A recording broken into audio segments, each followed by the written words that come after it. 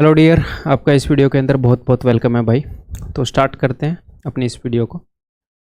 तो इससे पहले हमने क्या क्या कर लिया। हमने जो ट्रायंगल के सेंटर्स हैं वो इससे पहले कर लिए हैं भैया राइट एंगल ट्रायंगल के अंदर। उसके बाद हमने कर लिया आइसोस्केलस ट्रायंगल के अंदर। और अब हम करने वाले हैं उन्हीं ट्रायंगल के सेंटर्स को इक्विलेटरल ट्रायंगल के अंदर। ठीक, आगे बढ़ने से पहले जो इक्विलेटरल ट्रायंगल है उसकी थोड़ी सी प्रॉपर्टी जान लें। अगर आप कोई इक्विलेटरल ट्रायंगल बनाओगे, कोई भी किसी भी साइज को बना लो, ऐसे छोटी सी बना लो, ऐसे बड़ी सी बना लो, ऐसे मीडियम से साइज की बना लो,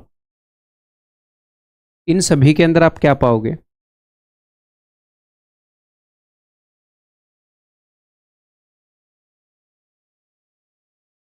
कि चाहे आप ए की तरफ से देख लो, ए वाले पॉइंट की तरफ से, तो भी ट्रायंगल उसी तरीके की दिखेगी। बी की तरफ से देख लो तो भी उसी तरीके की दिखेगी। सर आप कहना क्या चाह रहे हो, उसी तरीके की दिखेगी। देखो, अगर मैंने ये ट्रायंगल बना दी तो अगर आप ए से देखते हो तो ये अलग तरीके की दिखेगी। ए से खड़े होके देखोगे तो ये वाला हिस्सा पास दिखेगा, ऐसे देखोगे तो एक राइट वाला हिस्सा, ये वाला हिस्सा पास दिखेगा और ये वाला हिस्सा दूर दिखेगा। अगर बी से देखोगे तो ये वाला हिस्सा दूर दिखेगा, ये पास दिखेगा। क्यों? क्योंकि ये टेढ़ी मेढ़ी ट्रायंगल है, भैया सिमेट्रिकल नहीं है। इक्विलेटरल ट्रायंगल सिमेट्रिकल होती है, यानी कि मैं यहां से देख लूं, मैं यहां से देख लूं, मैं यहां से देख लूं, एक जैसी दिखेगी। ठीक है, चाहे किसी भी साइज की इक्विलेटरल ट्रायंगल हो वो एक जैसी ही दिखेगी। क्यों? क्योंकि इस ट्रायंगल के सारे साइड्स इक्वल हैं, सारे एंगल इक्वल हैं। इस कारण ये एक रेगुलर फिगर है, एक सम आकृति है, एक समान, चारों तरफ से समान। चारों तरफ से नहीं बोल सकते, इसको तीन तरफ से बोल सकते हैं। चारों तरफ से समान होएगी एक स्क्वायर, है ना। तो ये तीनों तरफ से एक समान तरह की आकृति है। ठीक है, यहां से देखूंगा तो भी वही फीलिंग आएगी जो बी से देखने पर आएगी, यहां से देखूंगा तो वही फीलिंग आएगी जो, मतलब कि तीनों तरफ से देखने से सेम फीलिंग आएगी। ठीक है जी। अब इसको थोड़ा सा सिमेट्रिकल वाले एंगल से देखते हैं। अगर मैं एंगल ए से एक लाइन खींच दूं जो इसके ऊपर एल्टीट्यूड हो, मैंने आपको बताया था, इससे पहले हमने पढ़ा है कि आइसोस्केलस ट्रायंगल के अंदर एक ऐसी ट्रायंगल जिसकी ये दोनों साइड इक्वल हैं, अगर आप इक्वल साइड के बीच में से अगर एल्टीट्यूड ड्रॉप करोगे तो ये जो एल्टीट्यूड है ये मीडियन भी होएगी, परपेंडिकुलर बाइसेक्टर भी होएगी, एंगल बाइसेक्टर भी होएगी, यही लाइन सब कुछ होएगी। क्यों? क्योंकि ये जो है ये खींची गई है दो इक्वल साइड के बीच में से, और दो इक्वल साइड के बीच में से अगर ये लाइन खींचते हैं, बिकॉज ये लाइन ऑफ सिमेट्री है आइसोस्केलस ट्रायंगल की। ठीक है सर, तो इस ट्रायंगल के अंदर भी क्या है, ये दोनों लाइनें इक्वल है। हाँ जी सर, क्या मैं इसको आइसोस्केलस बोल सकता हूँ? सर ये तो इक्विलेटरल है। अरे इसकी दोनों साइड इक्वल हैं, दो इक्वल साइड के बीच में से खींचता हूं तो ये रूल फॉलो होते हैं, तो क्या इसमें भी ऐसे बोल सकता हूं? हाँ जी सर, दो इक्वल साइड के बीच में से ही खींच रहा हूं तो ये लाइन सब कुछ होएगी। यही लाइन एल्टीट्यूड होएगी, यही लाइन मीडियन होएगी, यही लाइन एंगल बाइसेक्टर होएगी, यही लाइन सब कुछ होएगी। ठीक है जी। फिर मैं इधर बी के पास आया। जब मैं बी पर खड़ा था तो मैंने देखा कि ये वाली साइड और ये वाली साइड इक्वल है, ये दोनों इक्वल है। तो अगर दो इक्वल साइड में से मैं लाइन खींचूंगा तो ये लाइन, अगर मैं परपेंडिकुलर खींच दूं तो परपेंडिकुलर तो मैंने खींच दिया तो ये एल्टीट्यूड तो बन गई, लेकिन ये मीडियन भी होएगी, एंगल बाइसेक्टर भी होएगी, परपेंडिकुलर बाइसेक्टर भी होगी, ये सब कुछ होएगी। फिर मैं सी पर गया तो फिर मैंने देखा ये वाली साइड भी इक्वल है और ये वाली साइड भी इक्वल है। तो फिर अगर मैं सी से लाइन खींच दूं तो ये वाली लाइन भी सब कुछ होएगी। अगर मैं इससे पास करा दूं तो ये एल्टीट्यूड, मीडियन, एंगल बाइसेक्टर सब कुछ होएगी। तो जो आइसोस्केलस ट्रायंगल है उसमें क्या मामला है, उसमें सिर्फ एक लाइन ऐसी है जो चारों लाइन का रोल प्ले कर रही है। क्यों? क्योंकि ये ए की तरफ से सिमेट्रिकल है, बी और सी की तरफ देखते हैं तो सेम फीलिंग नहीं आती है जैसी ए से आती है।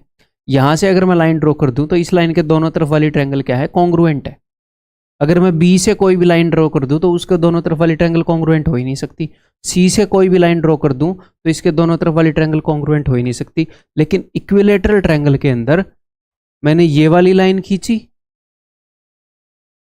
अगर मैंने इसको मीडियन या एल्टीट्यूड बना दिया तो इसके दोनों तरफ वाले ट्रायंगल कॉन्ग्रुएंट। अगर मैंने ये वाली लाइन खींची, सपोज मैंने एल्टीट्यूड खींच दी, तो इसके दोनों तरफ वाली ट्रायंगल भी कॉन्ग्रुएंट है। प्रूव कर सकते हो आप इजीली।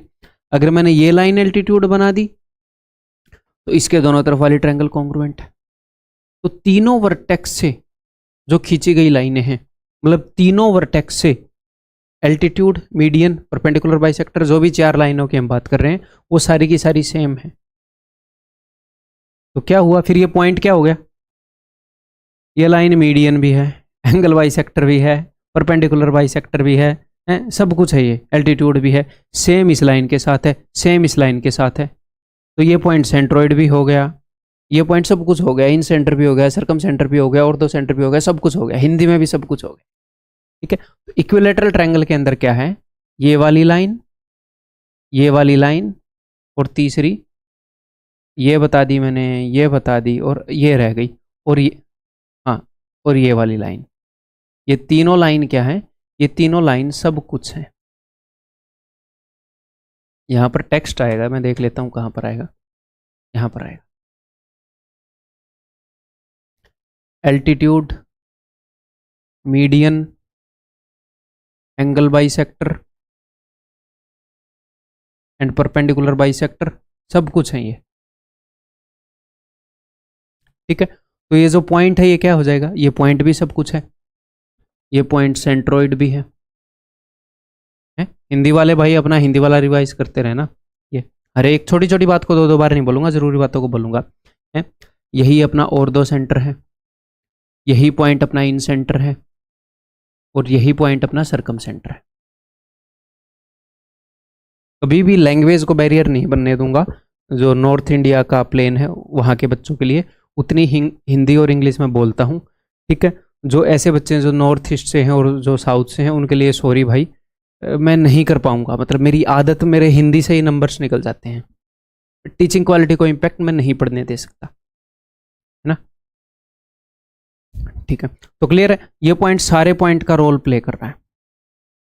तो हो क्या रहा था, जब अपने पास एक आइसोस्केलस ट्रायंगल थी, जो ये लाइन थी इसके ऊपर ही सारे पॉइंट थे, इसी के ऊपर अपना सेंट्रोइड था, इसी के ऊपर अपना ये सब, ये सारे पॉइंट इसी के ऊपर थे। ठीक है, ओ हो गया, आई हो गया, जी हो गया, एच हो गया, है, ऐसे लिख लेते हैं, इसी के ऊपर सारे पॉइंट थे।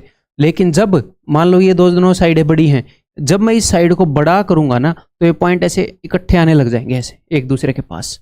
जब मैं इस साइड को ऐसे बड़ा कर दूंगा ना, धीरे धीरे बड़ा करने लगूंगा, और जब ये तीसरी साइड इन बाकी 2 साइड के पास हो जाएगी तो पॉइंट एक दूसरे के ऊपर आ जाएंगे, तो चारों पॉइंट एक दूसरे के ऊपर आ जाएंगे। ठीक है, और यहां से जो एल्टीट्यूड या मीडियन ड्रॉ हो रही है, यहां की एल्टीट्यूड और मीडियन, यहां से 4 चीजें निकल रही हैं, परपेंडिकुलर बाइसेक्टर ऐसे, वो चारों चीजें भी एक बन जाएंगी, वो चारों चीजें भी एक बन जाएंगी। कितनी मजेदार है ज्योमेट्री, समझ में आ रहा है आपको। ठीक है, तो भाई सबसे पहला पॉइंट अपने पास क्या है, equilateral triangles are symmetrical about all the vertices. Equilateral triangle जो हैं वो तीनों वर्टिसेस के अबाउट सिमेट्रिकल हैं, यानी कि तीनों वर्टिसेस से अगर हम देखेंगे तो एक ही तरह की फीलिंग आएगी। ठीक है भैया, all the centres of equilateral triangles coincide. Equilateral triangles के सारे सेंटर कोइंसाइड करते हैं, यानी कि एक ही जगह पर इकट्ठे हो जाते हैं, ये सारे कोइंसाइड करे हुए हैं। ठीक है, दैट्स ऑल, यही जानना है। ठीक है भाई, इन बातों को अच्छे से समझ लो आप।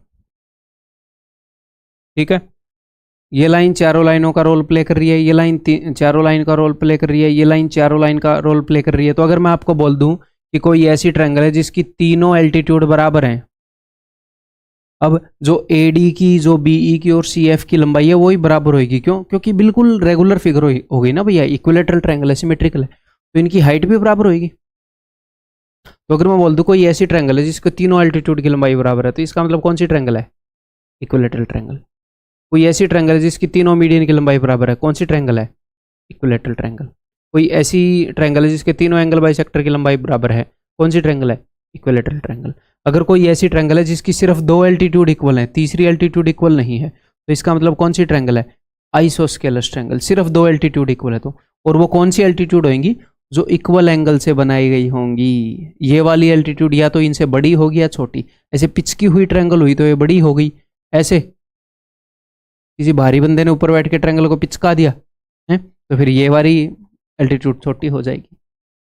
ठीक है, क्लियर है भाई? आगे बढ़ जाऊं फिर? चलो तो नेक्स्ट है भैया, जैसे मान लो ये इक्विलेटरल ट्रायंगल है एबीसी। तो इस इक्विलेटरल ट्रायंगल के अंदर मैंने एक सर्कल बना दिया और बाहर मैंने एक सर्कल बना दिया। तो जो मैंने अंदर सर्कल बनाया है दिस इज इन सर्कल, अंतःवृत्त, और जो मैंने बाहर सर्कल बनाया है ये है सर्कम सर्कल। ठीक है जी। और अब ध्यान से सुनिएगा, ये वाला पॉइंट मैंने मान लिया डी, तो ये जो ए डी है, बिकॉज इक्विलेटरल ट्रायंगल एक सिमेट्रिकल फिगर है, ये ए डी है, ये एल्टीट्यूड, मीडियन, चारों लाइनों का रोल प्ले कर रही है। ठीक है मेरे भाई? जी हाँ। यहां पर अंदर वाले सर्कल का सेंटर है। ठीक है, यहां पर अंदर वाले सर्कल का सेंटर है। तो ध्यान से सुनिएगा, अगर, और ये क्या है, ये सेंट्रोइड भी है, ये हर एक है, अंदर वाले सर्कल का सेंटर भी यही है, बाहर वाले सर्कल का सेंटर भी यही है, और ये जो पॉइंट है ना, ये सेंट्रोइड भी है, ये और दो सेंटर भी, चारों पॉइंट का रोल प्ले कर रहा है। ये जो अपना पॉइंट है ये एच जी आई ओ सब कुछ है। क्लियर है भाई? एच को मैं और दो सेंटर को एच बोलता हूँ, और दो सेंटर यानी कि 90 डिग्री वाली, एच फॉर राइट, क्योंकि मैथमेटिकली ऐसे बोलते हैं तो मैं ऐसे ही रिप्रेजेंट करता हूँ, मेरी आदत हो गई है। जी ग्रेविटी सेंटर भी बोलते हैं उसको, centre of mass, centre of mass centroid, उसको जी से रिप्रेजेंट करता हूँ, इन सेंटर को आई से, और बाहर वाले सर्कल का सेंटर ओ है, उसको ओ से, ओ जैसे बाहर एक ओ बना दिया ऐसे मान के ओ से। ठीक है, ये मैं आपको क्यों बता रहा हूँ, ये जरूरी नहीं है, बट मैं जहां पर भी रिप्रेजेंट करूंगा ऐसे करूंगा तो आपके लिए रिवीजन ईजी हो जाएगा, मैं क्या बोलना चाह रहा हूँ वो ईजी हो जाएगा। तो मेरे सिंक में चलो, फायदे में रहोगे, है ना? ठीक है जी। तो यही पॉइंट चारों पॉइंट का रोल प्ले कर रहा है। ओके जी। अगर मैं इस पॉइंट को मैंने कुछ भी मान लिया है जी, एच मान लिया, अब इस पॉइंट को मैं मान लूँ कुछ भी एफ मान लूँ, तो अगर मैं ओ डी की लंबाई 1 मान लूँ तो एफ एच या जो भी है इसकी लंबाई कितनी होगी इस टुकड़े की? 1 होएगी। और एक और बात बताऊँ, ये तो सेंट्रोइड का काम भी कर रहा है। हाँ जी सर, अगर ये सेंट्रोइड का काम कर रहा है तो इस पॉइंट के नीचे जितनी लंबाई होगी इससे ऊपर डबल होएगी। हाँ जी सर, तो यहाँ से लेकर यहाँ तक 2 यूनिट होएगा, तो 1 यूनिट ये हो गया, 1 यूनिट ये हो जाएगा। तो इक्विलेटरल ट्रायंगल के अंदर अगर अंदर वाले सर्कल का रेडियस 1 यूनिट है तो बाहर वाले सर्कल का रेडियस कितना है? 1 और 1 2, क्योंकि बाहर वाले सर्कल का रेडियस ये है, यहाँ से लेकर यहाँ तक। यहाँ पर प्रकार रखूंगा और यहाँ पर, तभी तो ये बनेगा। यहाँ पर रख के और यहाँ पर रखूंगा तो अंदर वाला बन जाएगा। तो अंदर वाले का रेडियस ये है, बाहर वाले का रेडियस ये है, तो बाहर वाले सर्कल का रेडियस डबल होता है अंदर वाले से। ठीक है, एक और बात,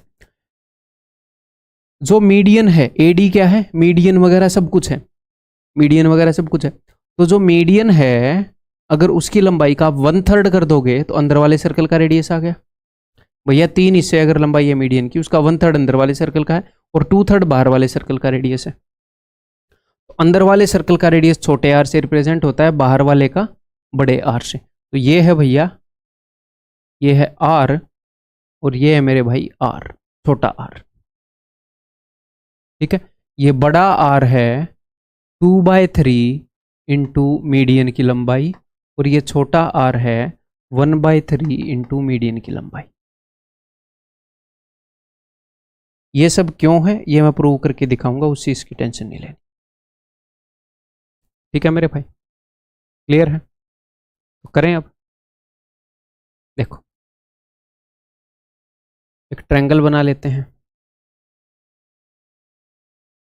तो इक्विलेटरल ट्रायंगल है ये, वैसे मैंने प्रूव कर ही दिया, ये मीडियन है ऐसे बोल के, है ना? इक्विलेटरल ट्रायंगल है, यहाँ से मैंने एल्टीट्यूड खींची तो ये चारों लाइनें हैं, यहाँ से एल्टीट्यूड खींची, यहाँ से एल्टीट्यूड खींची, यही एल्टीट्यूड है, यही सब कुछ है, मीडियन वगैरह। ठीक है, अगर मैं यहाँ से एक सर्कल बनाऊंगा तो बिकॉज ये पॉइंट क्या है, ये पॉइंट इन सेंटर है, अंतः केंद्र है, तो अंदर वाले सर्कल का भी सेंटर है, और यही पॉइंट सर्कम सेंटर है, तो बाहर वाले सर्कल का भी सेंटर है। क्यों? क्योंकि ये सर्कम सेंटर है, प्री केंद्र है। ठीक है, अब ये पॉइंट सेंट्रोइड भी है, तो सेंट्रोइड है तो इसके नीचे वाला हिस्सा अगर 1 यूनिट होएगा तो इसके ऊपर वाला हिस्सा 2 यूनिट होएगा, 2:1 रेशियो में बांटेगा। हाँ जी सर। तो पूरी मीडियन की जो लंबाई है उसका 1/3 ये है, उसका 2/3 ये है। हाँ जी सर। पूरी एल्टीट्यूड की जो लंबाई है, मीडियन भी क्या एल्टीट्यूड बोल लो चाहे, पूरी एल्टीट्यूड की जो लंबाई है उसका 1/3 ये है, उसका 2/3 ये है। हाँ जी सर। है? तो इसको मैं एल्टीट्यूड मानूंगा तो आपको प्रूव करने में ईजी रहेगा, आपको रिकॉल करने में भी इजी रहेगा, कभी भूल जाओ तो। ठीक है, तो इक्विलेटरल ट्रायंगल की एल्टीट्यूड क्या होती है, उसकी हाइट क्या होती है? इक्विलेटरल ट्रायंगल की हाइट होती है √3/2 इंटू ए। अगर उसकी साइड ए है, साइड की लंबाई अगर ए है तो √3/2 इंटू साइड। ठीक है, तो फिर हाइट की ये वैल्यू होती है। तो छोटे वाला आर क्या हो जाएगा? छोटे वाला आर हो जाएगा 1/3 ऑफ √3/2 ए, और बड़े वाला आर हो जाएगा 2/3 ऑफ √3/2 ए। इसको सोल्व करोगे तो ये आ जाएगा, देखना जरा ध्यान से, √3 से कट जाएगा, नीचे √3 आ जाएगा, तो a/2 √3, और ये आ जाएगा a/√3। तो ये आपको रटे हुए होने चाहिए, ये आपको रटे हुए होने चाहिए। कौन रटवाएगा? मैं रटवाऊंगा। देखो,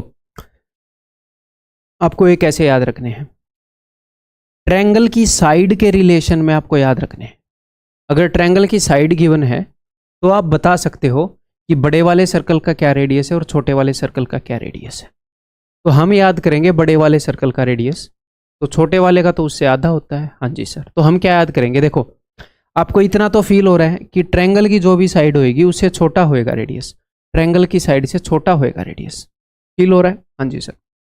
तो अरे भैया, ट्रायंगल की साइड से तो उसकी हाइट ही छोटी होएगी, तो रेडियस तो और भी छोटा हो जाएगा।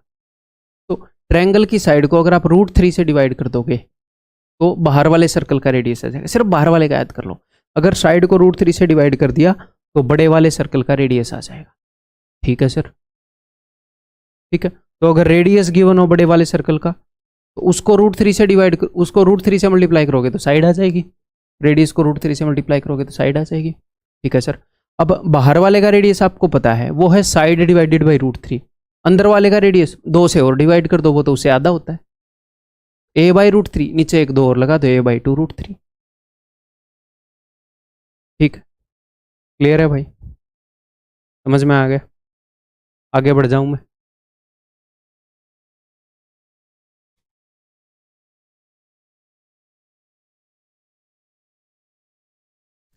The circumcentre incentre और the centre and the centroid of a triangle are 1। इसी ट्रायंगल के ये चारों पॉइंट एक ही हैं, तो कौन सी ट्रायंगल होगी? R1 and the same point, the triangle must be equilateral, और कोई ट्रायंगल वो हो ही नहीं सकती है। ठीक है, ऐसे डायरेक्ट क्वेश्चन भी आते हैं। आगे बढ़ते हैं। If only 2 medians of a triangle are equal, अगर कोई ट्रायंगल है उसकी सिर्फ 2 मीडियन इक्वल है, ओनली 2। ठीक है, तो वो सिर्फ कैसी होएगी? वो एक आइसोस्केलस ट्रायंगल होगी, और वो मीडियन कौन सी होंगी? वो वाली मीडियन होंगी जो इक्वल एंगल्स से खींची गई हैं। इक्वल एंगल्स से खींची गई ये जो सीवियंस होती हैं, कोरस्पॉन्डिंग सीवियंस, वो बराबर होती हैं आइसोस्केलस में। सर वो इक्विलेटरल नहीं होगी क्या? अरे इक्विलेटरल में तीनों इक्वल होती हैं, आइसोस्केलस में दोनों इक्वल होती हैं। और अगर कोई भी मीडियन, तीनों मीडियन अलग अलग साइज की हैं, तो इसका मतलब तीनों साइड अलग अलग साइज की है।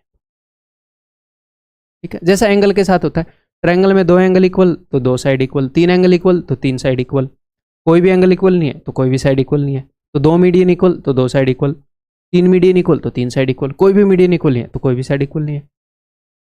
ठीक है, if all the medians of a triangle are equal, अगर सारी मीडियन इक्वल है, ऐसे डायरेक्ट क्वेश्चन आते हैं इसमें, इसलिए ऐसे करा रहा हूँ। तो सारी मीडियन इक्वल है तो भैया सारी साइड इक्वल है, इसका मतलब इक्विलेटरल ट्रायंगल है। ठीक है,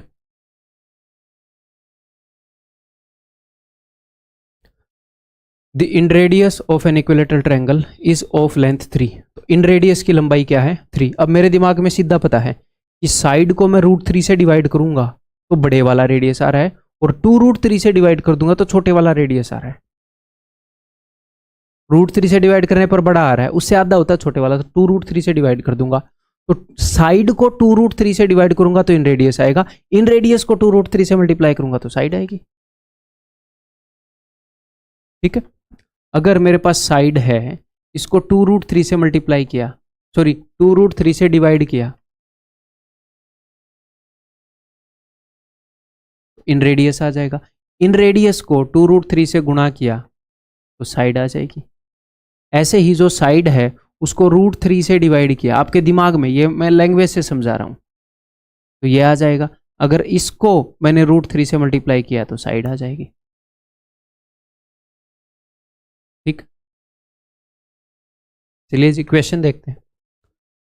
then the length of each of its median. तो अब देखो, आपको ये भी गेम आपके दिमाग में चलना चाहिए कि भैया जो मैंने आपको डायग्राम बना के दिया था कि ये अपनी इक्विलेटरल ट्रायंगल है, ये इसके अंदर का सर्कल है, ये इसके अंदर वाला रेडियस है। ठीक है, इसी के बराबर डिस्टेंस ये होगा और इसी के बराबर डिस्टेंस ये होगा, और ये तीनों मिलाकर इसकी एल्टीट्यूड, इसकी मीडियन सब कुछ बना लेंगे। तो अगर ये डिस्टेंस 3 है तो ये भी 3 होगा, ये भी 3 होगा।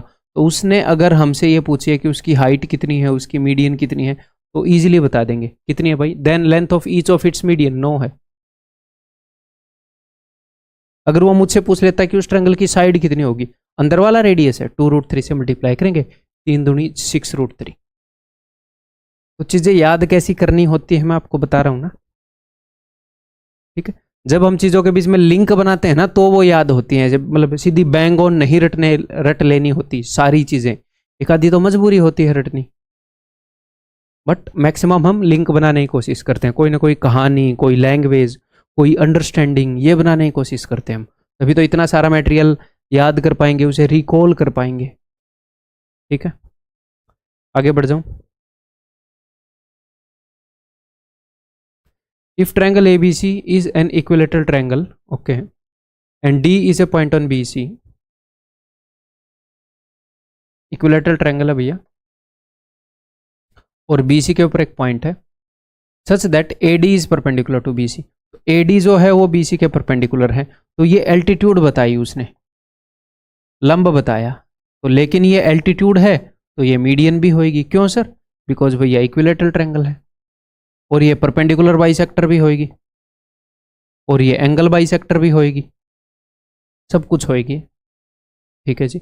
Then AB is to BD, तो एल्टीट्यूड है तो मीडियन भी होएगी, तो यानी कि इस साइड को भी 2 बराबर हिस्सों में बांटेगी। और हमें इतना पता है इक्विलेटरल ट्रायंगल है, अगर पूरी साइड की लंबाई 2 यूनिट है, इसकी 1 यूनिट, इसकी 1 यूनिट, और अगर इस साइड की लंबाई 2 यूनिट है तो इस साइड की लंबाई भी 2 यूनिट होगी। क्यों? क्योंकि इक्विलेटरल ट्रायंगल है। ये बोल रहा है AB is to BD, AB is to BD का रेशियो 2:1।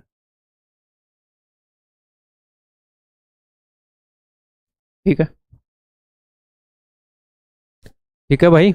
और अगर किसी बच्चे को ये परेशानी हो कि ऐसे ऐसे आसान आसान क्वेश्चन क्यों पूछ रहे हो, क्योंकि अगर मैं इस चैप्टर में सिर्फ 5 क्वेश्चन करवा दूं, इस एक कंसेप्ट पे सिर्फ 4 क्वेश्चन करवा दूं और मैं आगे बढ़ जाऊं तो भी कोई दिक्कत नहीं है, आपको पता भी नहीं लगेगा। लेकिन मैं उस 4 की जगह मैं क्या करवा दे रहा हूं, मैं 10 करवा दे रहा हूं, 6 ईजी भी डाल दे रहा हूं, ताकि धीरे धीरे स्टेप बाय स्टेप आगे बढ़ें और आप थोड़े से ज़्यादा मैच्योर हो जाएं।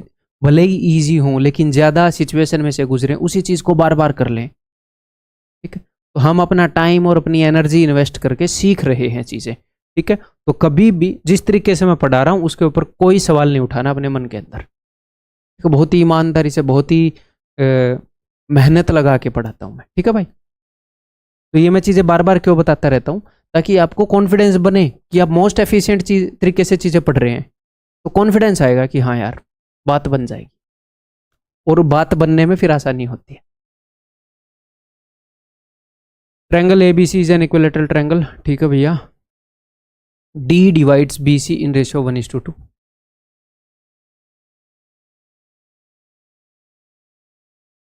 ट्रायंगल ABC इक्विलेटरल ट्रायंगल है, D जो है वो BC को 1:2 रेशियो में डिवाइड करता है, तो BC 1:2, तो ये वाला हिस्सा अगर 1 होगा तो ये वाला हिस्सा 2 होगा, तो पूरी ट्रायंगल की साइड कितनी हो जाएगी? 3। ठीक है जी।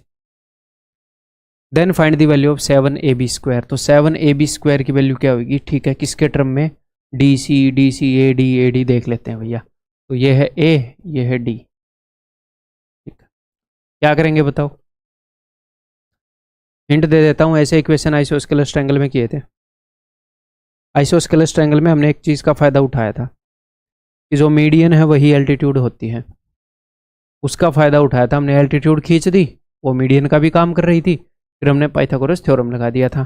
तो क्या आप ऐसा कर पाओगे यहाँ पर?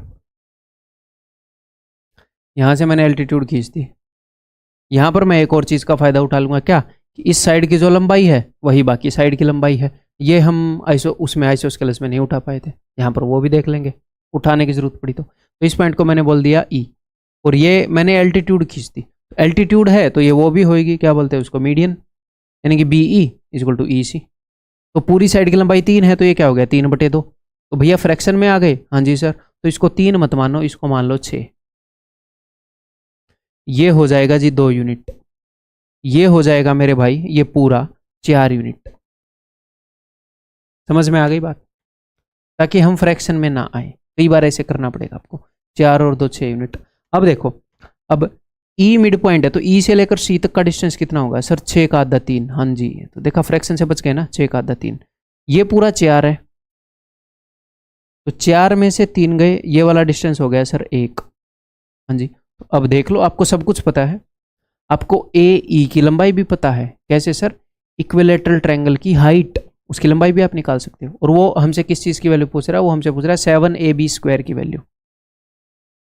या फिर हम ये करें, हम ऑप्शंस में पुट करके ही देख लेते हैं। देखो, हम राइट एंगल ट्रायंगल बना के पाइथागोरस से भी कर सकते हैं, बट उससे ईजी रहेगा।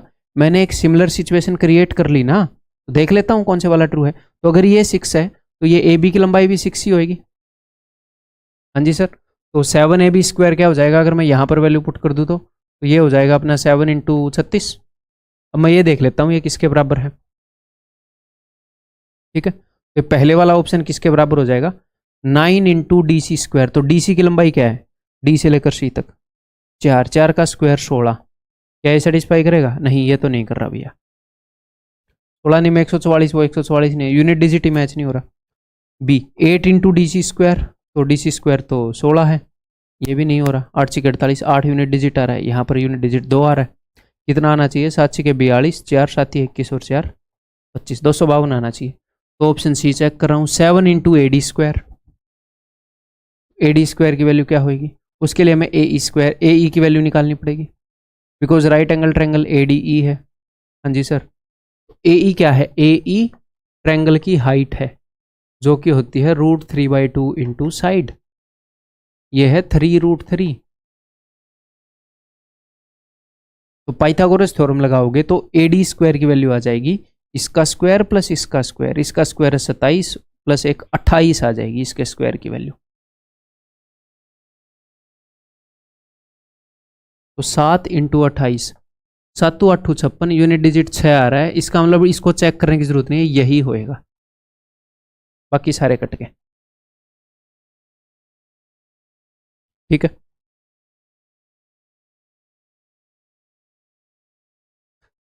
तो भाई एक और क्वेश्चन कर दो ऐसे ही।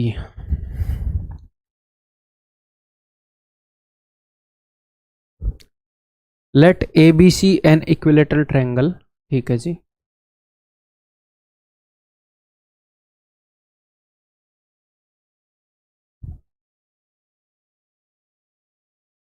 If the side BC is produce to point D, तो BC को प्रोड्यूस करने के लिए जगह नहीं है।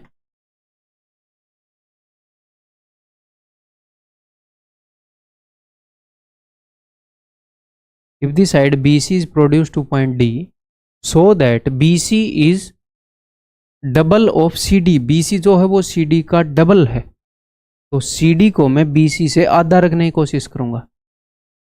ठीक, हाँ जी, खींच दी हमने। तो अगर ये 2 है तो ये 1 है। Then AD² equal to, AD² की लंबाई क्या होगी?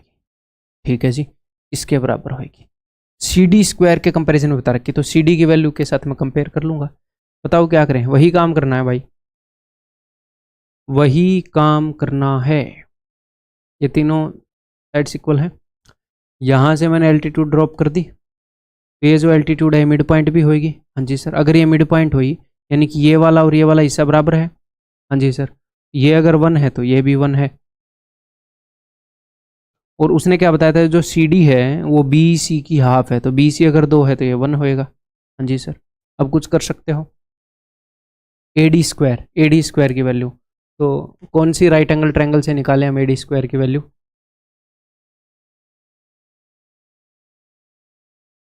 इस राइट एंगल ट्रायंगल से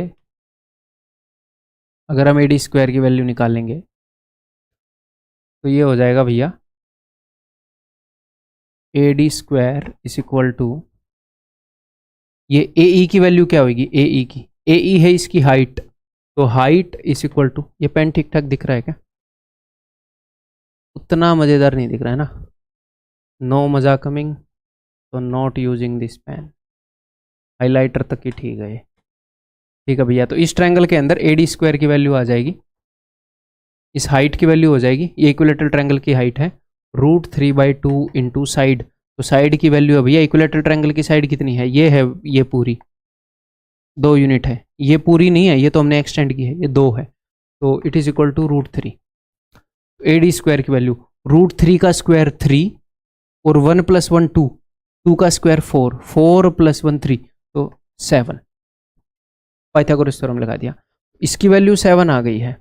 ओके जी, तो इसकी वैल्यू क्या होगी 3 इंटू सी डी स्क्वायर, तो इसको चेक करते हैं, 3 इंटू सी डी स्क्वायर की वैल्यू क्या है, सी डी 1 का स्क्वायर 1, ये तो गलत हो गया, 4 इंटू सी डी स्क्वायर, तो अब तो आपको दिख ही रहा है सी डी स्क्वायर 1 है, तो 7 इंटू 1, चेक करने की जरूरत भी नहीं है सारे ऑप्शन। आगे बढ़ जाऊं, ये बताओ भाई, मैं बोल रहा हूं आप कर लोगे, आपको पिछले 2 क्वेश्चन समझ में आए, हो ही नहीं सकता कि आप ना करो, पक्का करोगे आप, अगर स्टार्टिंग में स्ट्राइक ना हो तो टाइम दो थोड़ा। Triangle ABC is an equilateral triangle,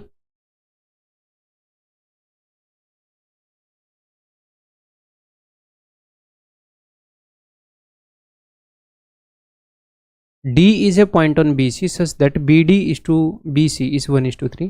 BC के ऊपर एक पॉइंट है D, ताकि BD is to BC, अच्छा BD और पूरी BC 1:3 है, तो मैंने यहाँ पर ले लिया, अगर ये 1 है तो ये पूरी 3 यूनिट है, अगर ये पूरी 3 यूनिट है तो 3 - 1 ये DC, ये 2 यूनिट हो जाएगी। ठीक है जी, अब मैं क्या करूँगा, अब मैं यहाँ से एक, उसने क्या बोला है कि इफ़ ए डी इज़ 5√7, इस ए डी की वैल्यू बता दी उसने 5√7, ठीक है जी, then the side of the triangle, तो ट्रायंगल की साइड की वैल्यू हमने बतानी है, तो एक बार 5√7 को भूल जाओ, क्या आप ए डी की वैल्यू निकाल सकते हो, जिस हिसाब की ये कंडीशन है इन वैल्यूज़ को लेकर, ये क्या है, ये सिर्फ रेशियोज हैं, अगर ये 1 है तो ये 2 है, ये 3 है। देखो भाई, अब तक 2 क्वेश्चन करवा चुका हूँ, मैं चाह रहा हूँ आप खुद करें, ठीक है, बहुत हो गया आप मेरी बर्दाश्त से बाहर, अब खुद नहीं करोगे,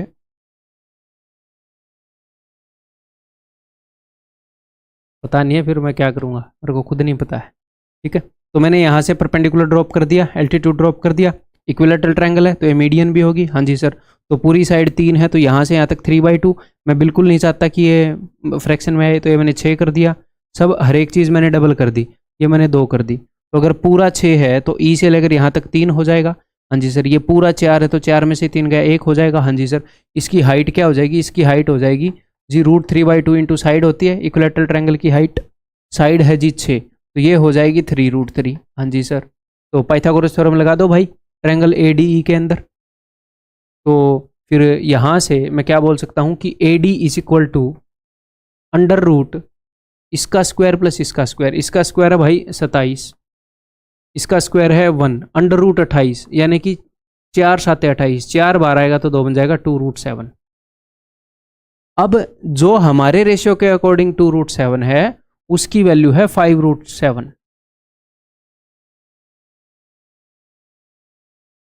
वो पूछ रहा है 6 की वैल्यू क्या होगी, इक्विलेटरल ट्रायंगल की साइड की वैल्यू क्या होगी, वो पूछ सकता था EC की लंबाई क्या होगी बता देते, DE की लंबाई क्या होगी बता देते, BD की लंबाई क्या होगी बता देते कि 2 यूनिट की वैल्यू क्या होगी, अगर इतने यूनिट की वैल्यू ये है तो 1 यूनिट की वैल्यू होगी 5√7/2√7, तो 6 यूनिट की वैल्यू होगी गुणा में 6।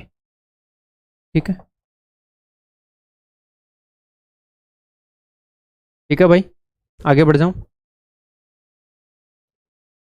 नेक्स्ट HW, इसका उत्तर बता देता हूं, ये आप डेफिनेटली कर लोगे।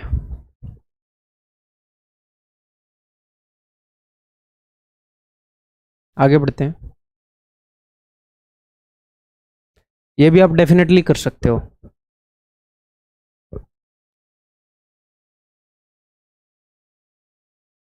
हिंट दूं? उसने छोटे और बड़े सर्कल का रेडियस बता दिया। हाँ जी सर, जो बड़े वाला, अगर छोटे वाला सर्कल गायब होता, अगर इस डायग्राम में छोटे वाला सर्कल ना होता, सिर्फ बड़े वाला सर्कल होता, तो बड़े वाले सर्कल को आप किस नज़र से देखते कि वो इस ट्रायंगल का कौन सा सर्कल है? इन सर्कल है या सरकम सर्कल है? इन सर्कल है। ये बड़े वाला सर्कल एक्चुअल में इस ट्रायंगल का इन सर्कल है, अंतःवृत्त है ना। और ये एक इक्विलेटरल ट्रायंगल है। इक्विलेटरल ट्रायंगल का इन सर्कल है, बाहर वाले सर्कल की हमें जरूरत ही नहीं है इस क्वेश्चन को सोल्व करने के लिए। इक्विलेटरल ट्रायंगल का इन सर्कल क्या होता है? जो ट्रायंगल के अंदर बड़े से बड़ा सर्कल हो, इन सर्कल है। और इन सर्कल का रेडियस भाई ने दे दिया है कि इस वाले सर्कल का रेडियस है जी 12। वो हमसे पूछ रहा है what is the side of the equilateral triangle. तो अगर मेरे पास साइड होती तो उसको मैं 2√3 से डिवाइड करता। छोटे वाले का निकाल रहा हूँ ना, तो 2√3 से डिवाइड करूंगा। बड़े वाले का निकालता, बाहर वाले का, तो सिर्फ √3 से डिवाइड करता। तो साइड को 2√3 से डिवाइड करता तो 12 आता। मैं 12 को 2√3 से गुणा कर दूंगा, तो 12 into 2√3 that is equal to side. 12 दूनी 24√3। ऐसे देख के आप कर सकते थे इस क्वेश्चन को।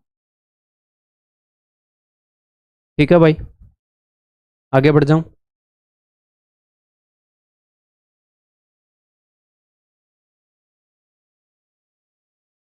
आगे बढ़ने से पहले इस क्वेश्चन में हिंट दे देता हूं, जो आपको हिंट चाहिए। मेंसुरेशन 3D में करेंगे हम। अगर क्यूब की साइड ए है ना, तो उसका ये जो डायगोनल होएगा ना BF, ये या फिर BF को छोड़ो, अच्छे से बन नहीं रहा, CE बोल लेते हैं, CE। आप जिस कमरे में बैठे हो ना, उसका एक कोना देखो और उसके एग्जैक्टली ऑपोजिट दूसरा कोना देखो। गोल कमरे में तो नहीं बैठा ना कोई, है ना भैया? एक डिब्बे जैसे कोने में, जूते के डिब्बे जैसे कोने में बैठे हो, तो उसका एक कोना देखो और उसके एग्जैक्टली ऑपोजिट, फर्श पर मत देखना, एक कोना फर्श पर देखो, उसके ऑपोजिट फर्श पर एक कोना देखो, फिर उससे ऊपर छत वाला देखो, एग्जैक्टली ऑपोजिट, उसे बोलते हैं डायगोनल। तो अगर क्यूब की साइड ए है, हम मेंसुरेशन 3D में करेंगे, तो इसके डायगोनल की लंबाई है भैया √3 है। ठीक है, अब आप इसको कर सकते हो, अब कोई और इंफॉर्मेशन नहीं चाहिए।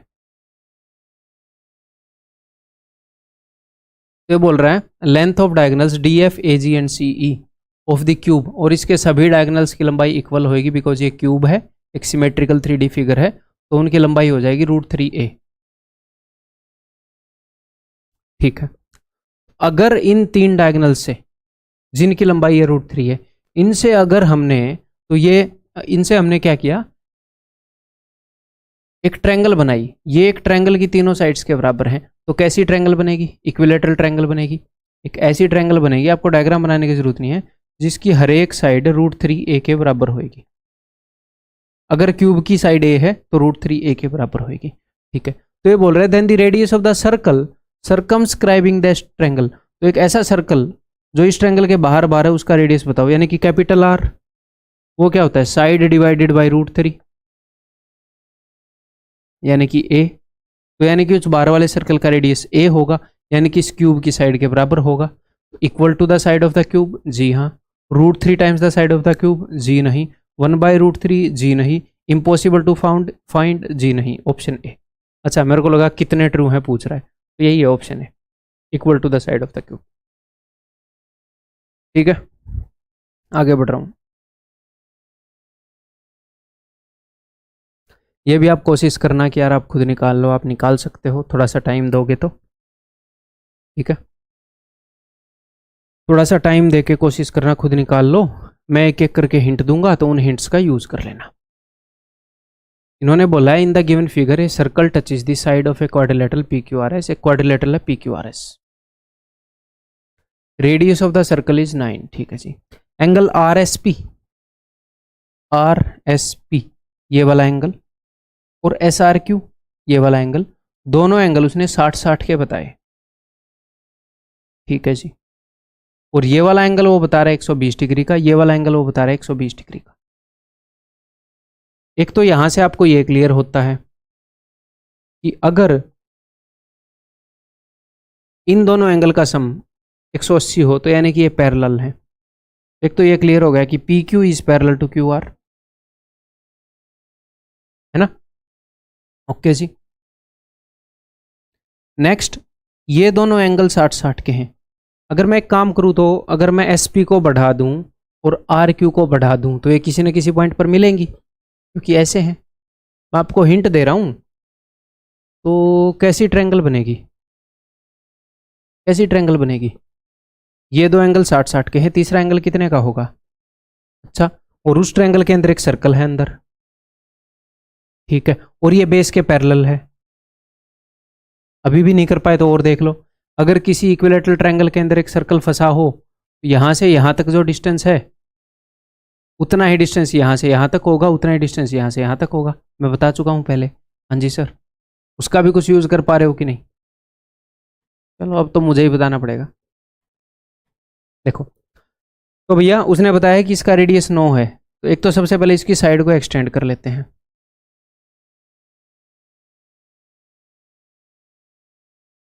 हैं,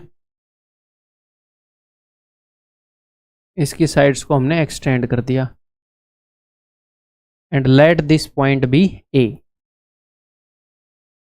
पूरी बड़ी ट्रायंगल ए एस आर में ये भी 60 डिग्री, ये भी 60 डिग्री, तो ये भी होएगा भाई साहब 60 डिग्री, एक इक्विलेटरल ट्रायंगल हो जाएगी। हाँ जी सर, इतना क्लियर है।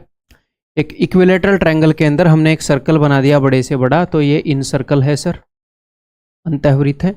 तो यानी कि अगर इसका रेडियस यहाँ से यहाँ तक 9 है तो यहाँ से लेकर यहाँ तक की दूरी भी 9 होगी और यहाँ से लेकर यहाँ तक की दूरी भी 9 होगी। ये अंडरस्टैंडिंग हम बार बार अप्रूव नहीं करेंगे, ये मैंने आपको बता दिया। ये अंडरस्टैंडिंग होएगी तो कई क्वेश्चन में मदद मिल जाएगी।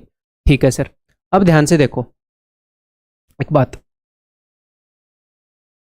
पूरी मीडियन की लंबाई कितनी हो जाएगी? पूरी मीडियन की लंबाई हो जाएगी जी 27। ठीक है, वैसे हमें क्या बताना है? हमें बताना है पेरीमीटर, यानी कि ये सब बताना है।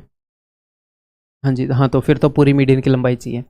तो फिर भी मैं आपको हिंट दे रहा हूँ, मेरे पास ये मीडियन है ना, और ये एल्टीट्यूड भी है, ये सब कुछ है। मेरे पास इस ट्रायंगल की हाइट है जो कि है 27। हाइट है तो मैं ट्रायंगल की साइड निकाल सकता हूँ। हाँ जी सर, और एक और बात, बेस के पैरेलल एक लाइन है तो सिमिलर ट्रायंगल बनेंगी, तो छोटी ट्रायंगल और बड़ी ट्रायंगल का कॉरस्पॉन्डिंग साइड का रेशियो सेम होगा, तो मैं सारी साइड निकाल सकता हूँ।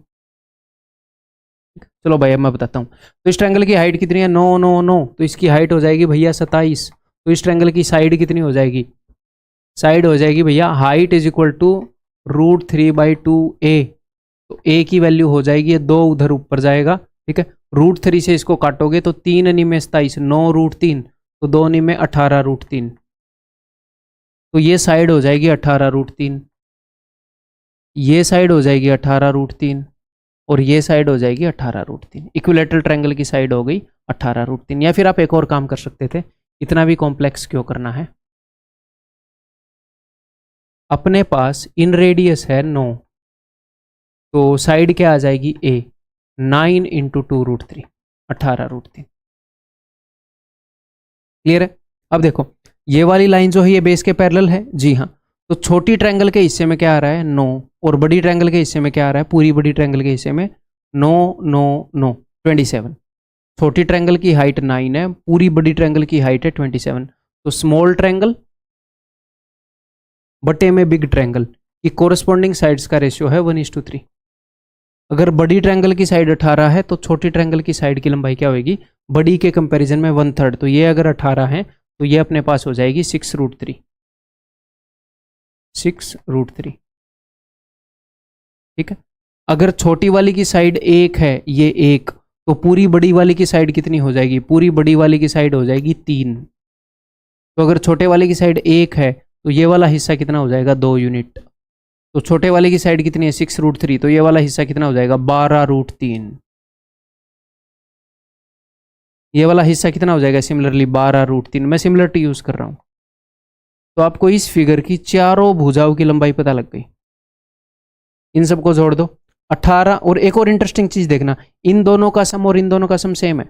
18 और 6 24√3, 12 और 12 24√3। क्योंकि आगे हम एक फिगर करने वाले हैं कि कोई भी फिगर ऐसी हो जो सर्कल के, जिसकी चारों भुजाएं सर्कल को टच कर रही हो, उसकी ऑपोजिट साइड्स की लंबाई का सम, ऑपोजिट साइड्स का जो जोड़ा बन रहा है उनका सम बराबर होता है। इन दोनों का सम इक्वल टू इन दोनों का सम। वो भी हम यहाँ पर यूज कर सकते थे, बट मैंने आपको वो बताया नहीं है तो इसलिए नहीं यूज किया। ठीक है, 18 और 6 24√3, 12 और 12 24√3, 24√3 प्लस 24√3 48√3। ठीक है भाई, आगे बढ़ जाऊं, अगला कंसेप्ट करते हैं भाई अपना। तो दुनिया की कोई भी ट्रायंगल है, कैसी भी हो, अब मैं isosceles, equilateral, right angle triangle, इनके बारे में बात नहीं कर रहा, कोई सी भी ट्रायंगल हो। अगला कंसेप्ट आ गया है, कोई भी ट्रायंगल हो उसके अंदर एक सर्कल खींचा जा सकता है। दुनिया की कोई भी ट्रायंगल हो, उस सर्कल का सेंटर होएगा इन सेंटर, अंतः केंद्र। और दुनिया की कोई भी ट्रायंगल हो, उसके इन तीनों वर्टिसिस के थ्रू गुजरता हुआ एक सर्कल खींचा जा सकता है। उसका सेंटर हो जाएगा कोई भी पॉइंट होएगा अंदर, जिसको हम बोलते हैं सर्कम सेंटर। ये सेम पॉइंट तभी होता है जब ये दोनों वो हों, इक्विलेटरल, जब ये ट्रायंगल इक्विलेटरल हो। अगर ये ट्रायंगल इक्विलेटरल नहीं होएगी तो अंदर वाला सर्कल का सेंटर और बाहर वाले सर्कल का सेंटर अलग अलग होएगा। ये तो समझ गए ना, इक्विलेटरल ट्रायंगल में ही मर्ज कर जाते हैं वो। अगर वो मर्ज कर गए यानी कि इक्विलेटरल ट्रायंगल है। इक्विलेटरल ट्रायंगल नहीं है तो भैया वो अलग अलग है। ठीक है जी, तो यहां पर हम, अगला हमारा जो कंसेप्ट है वो, अगर किसी भी ट्रायंगल के अंदर एक सर्कल खींचा जा सकता है तो उस सर्कल का एक रेडियस होएगा, जिसको हम बोलेंगे इन रेडियस। तो अगला जो हमारा कंसेप्ट है वो हमें रिलेशन देता है उस ट्रायंगल के एरिया के बारे में और उसके अंदर जो सर्कल खींचा गया है उसके रेडियस के बारे में। ट्रायंगल का एरिया और उसके अंदर जो सर्कल खींचा गया है उसका रेडियस, इनके बीच में एक रिलेशन है, इनका एक फॉर्मूला है। ठीक है, ऐसे ही दुनिया की कोई भी ट्रायंगल ले लो, उस ट्रायंगल का एरिया और उसके बाहर जो सर्कल है उसका रेडियस, इनके बीच में भी एक रिलेशन है, ट्रायंगल का एरिया और इस रेडियस के बीच में। ठीक है, एक्चुअल में रिलेशन पता है किन किन के बीच में? एक्चुअल में रिलेशन है भैया, ट्रायंगल की सारी साइड्स, ट्रायंगल का एरिया और इन रेडियस। ट्रायंगल की सारी साइड शामिल होंगी उसमें, उसका इन रेडियस यानी कि उसके अंदर बने सर्कल का रेडियस और ट्रायंगल का एरिया। ठीक है, मैं इंट्रोडक्शन दे रहा हूं इसकी ताकि आपको लंबे टाइम तक याद रहेगा। और ये रिलेशन है ट्रायंगल की सारी साइड्स, ट्रायंगल का एरिया और उसके सर्कम रेडियस के बारे में। तो जिस भी एरिया का मैं जिक्र करूंगा वो किसका एरिया होगा? ट्रायंगल का। तो ऐसे फॉर्मूलाज हैं जिनके बीच में इन तीनों की रिलेशन है, इन तीनों की रिलेशन के बारे में फॉर्मूलाज हैं, तो वो करने वाले हैं। इनके ऊपर डायरेक्ट क्वेश्चन भी आते हैं, इनको यूज भी किया जाता है कंडीशन क्रिएट करके। ठीक है, क्लियर है भाई? करवाऊं फिर मैं आपको? चलिए, तो मान लो मेरे पास एक ट्रायंगल है ABC। एंगल ए के सामने वाली साइड की लंबाई को मैं रिप्रेजेंट कर रहा हूँ A से, बी के सामने वाली साइड हो गई जी B, और सी के सामने वाली साइड हो गई मेरे भाई C। ठीक है, अगर इस सर्कल का रेडियस स्मॉल r है, ये इन रेडियस हो गया, तो इस ट्रायंगल का area is equal to R into S, और S की वैल्यू यहां पर है A plus B plus C by 2। Actual में फॉर्मूला क्या है? एक्चुअल में फॉर्मूला है area is equal to R into A plus B plus C by 2। तो ये एक्चुअल में रिलेशन पता है किसके बीच में है? सम ऑफ साइड्स, मैं साइड्स बोल गया, सम ऑफ साइड्स इन रेडियस और एरिया, इनके बीच में रिलेशन है। ट्रायंगल की तीनों साइड्स का सम गुणा में उसका radius is equal to area. यह है सेमी पेरीमीटर यानी कि अर्ध परिमाप, यानी कि पेरीमीटर का आधा। पहले भी इसका जिक्र कर चुका हूं, है ना? ठीक है भाई, याद रखोगे area is equal to R into S, A is equal to R into S, ये रटना है आपने। मैं प्रूव तो कर दूंगा, उसकी टेंशन मत लेना, but area is equal to R into S ये रटना है आपने। ठीक है, चलो मैं प्रूव करता हूं भाई। प्रूव अगले पेज पर करूं या इसी पर कर दूं? चलो इसी पर कर देते हैं, ये अच्छा दिख रहा है यार, अगले पर करते हैं।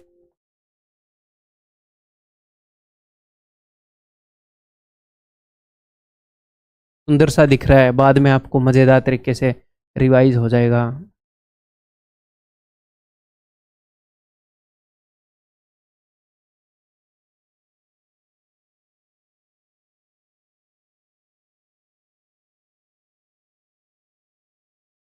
तो ये इसके अंदर वाले सर्कल का सेंटर है। तो यहाँ से अगर मैं ये जो पॉइंट ऑफ कांटेक्ट है सेंटर से इस टेंजेंट जहां पर इसको टच कर रहा है उसको मिला दूंगा तो परपेंडिकुलर होएगा। क्लियर है? हाँ जी सर।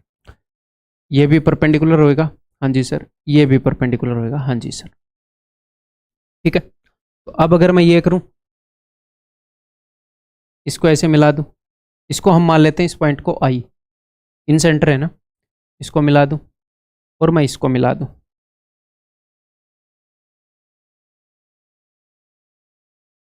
और ये पॉइंट है अपना आई। तो एरिया ऑफ, ऐसे लिख लेते हैं, area of triangle A B C is equal to area of triangle B I C plus area of triangle, ये बी आई सी वाली ले ली, फिर सी आई ए वाली ले लेते हैं, plus area of triangle B I A. ये तीन टुकड़े ले लिए मैंने। कौन से तीन टुकड़े ले लिए? एक तो ये वाला टुकड़ा ले लिया मैंने, ये एक ये वाला टुकड़ा ले लिया मैंने,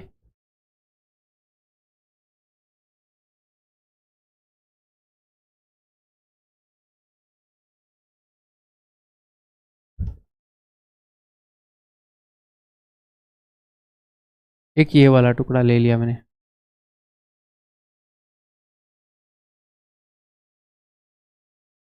ठीक है। तो अब मेरे भाई ये वाली लाइन की लंबाई क्या होगी? इस वाली ये तो पंगा पड़ जाएगा, इसको कैसे इरेज करेंगे? सारा इरेज हो गया है तो।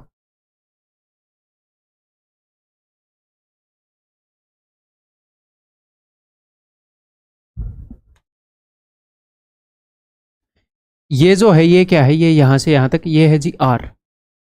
ठीक है।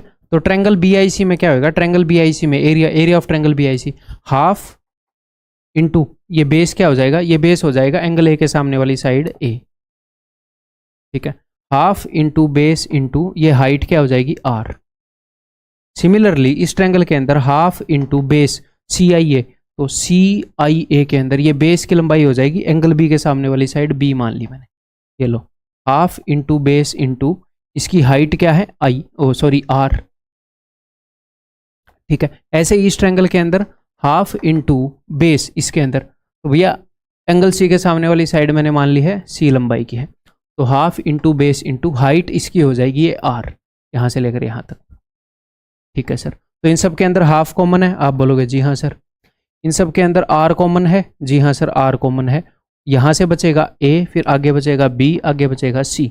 इसको मैं लिख सकता हूं आर इंटू में ए प्लस बी प्लस सी बटे में दो, यानी कि आर इंटू में सेमी पेरीमीटर, पेरीमीटर का हाफ। ठीक है भाई, क्लियर है? तो आपको ये याद रखना है हमेशा, आपको ये प्रूव करने की एबिलिटी होनी चाहिए थी, इसलिए मैं प्रूफ दिखा रहा हूं। ठीक, ओके। तो ये याद रखोगे हमेशा, area is equal to are into s. कब? Small r into s. Capital R वाली रिलेशन मैं बताऊंगा आपको। चलिए जी आगे बढ़ते हैं। और एक और बात, this formula is true for figures of any number of sides.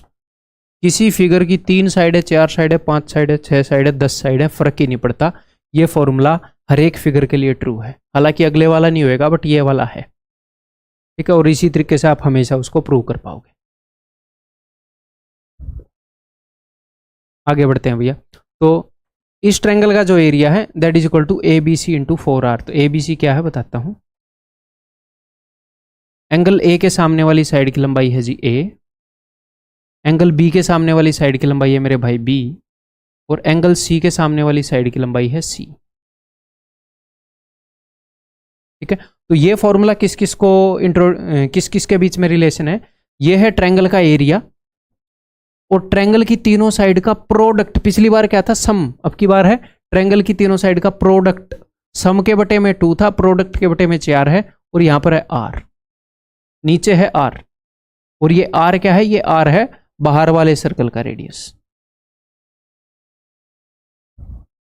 ठीक है मेरे भाई, area is equal to A B C upon 4r। मैं प्रूव करके बता दूंगा बट आपको रटने पड़ेंगे ये। ठीक है भाई, मैं इस तरीके से बता रहा हूं कि आपको याद करने में आसानी हो, आपको सवाल पकड़ने में भी आसानी होगी। ठीक है, क्लियर है। ट्रायंगल का area is equal to are into S, ये हो गया। अगर बाहर वाला सर्कल हो तो प्रोडक्ट ऑफ साइड बटे में 4 इंटू आर, अंदर वाले में क्या था, area is equal to sum of side बटे में 2 इंटू में आर।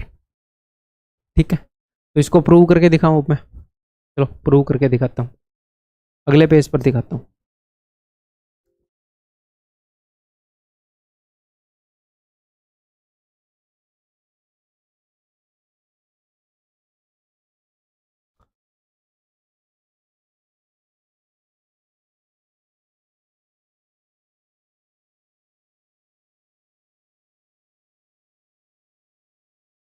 एंगल ए के सामने वाली साइड की लंबाई को मैंने मान लिया है जी ए, एंगल बी के सामने वाली साइड की लंबाई को मैंने मान लिया भाई बी, एंगल सी के सामने वाली साइड की लंबाई को मैंने मान लिया है सी।